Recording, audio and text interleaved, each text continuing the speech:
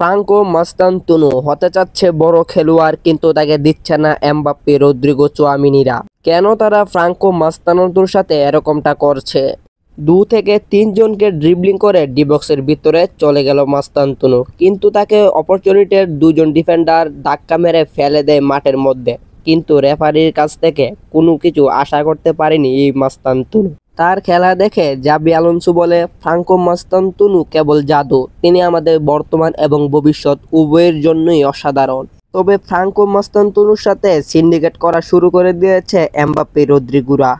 এখানে দেখলে আপনারা বুঝতে পারবেন ফ্রাঙ্কো মাস্তানতুনো একটি ডিফেন্ডারকে ব্যাট করে এমবাপ্পেকে পাসটি দিয়েছিল, কিন্তু পরবর্তীতে এমবাপ্পে ফ্রাঙ্কো মাস্তানতুনোকে পাসটি দেয়নি। কিন্তু ফ্রাঙ্কো মাস্তানতুনো একটি বল পাওয়ার যোগ্য অবস্থানে ছিল। প্রথম থেকেই ফ্রাঙ্কো মাস্তানতুনোকে এড়িয়ে চলতেছে 4 গোল খাওয়া ব্রাজিলের খেলোয়াড়রা। তবে আপনারা কমেন্টে বলে যান ফ্রাঙ্কো মাস্তানতুনোর খেলা কেমন লেগেছে।